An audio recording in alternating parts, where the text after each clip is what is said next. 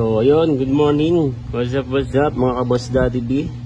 Ayan, dito tayo ngayon sa ating PC. Dahil meron tayo ditong tanggap na iPhone 11 Pro Max. iOS version 17.5 issue ng cellphone. Ayan. Naka iPhone lock to owner siya. Hindi na alam yung Apple ID. So, ang solusyon dito, ayan, may lumabas ng solusyon dito, i-bypass natin sa iRemoval. Ayan. iPhone 11 Pro Max.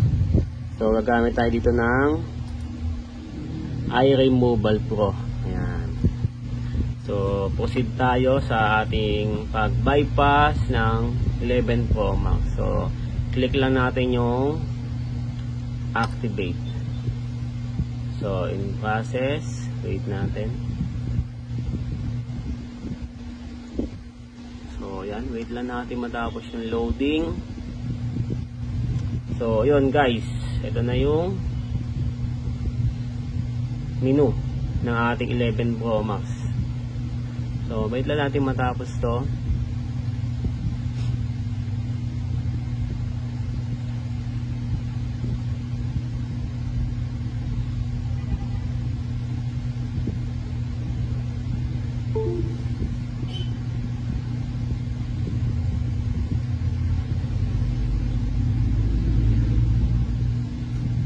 So, ayan, nag-restart ang ating iPhone. Ayan, sa mga may gantong iPhone na naka-lock, limot na ang Apple ID. So, ayan, may solusyon na para i-bypass ng with signal. Basta open line, pasok yan sa bypass with signal.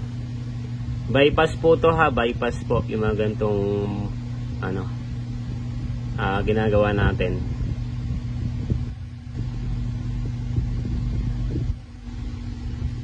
Kaya habang supported po sa bypass, dalhin nyo lang dito sa store natin sa Barangay Bubukal, Santa Cruz, Laguna, iTechmo Shop. Ayan,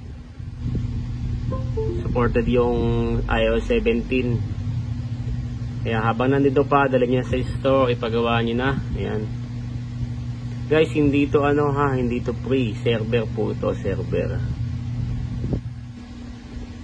server po ang pag-bypass ng ating mga gantong naka-lock to owner.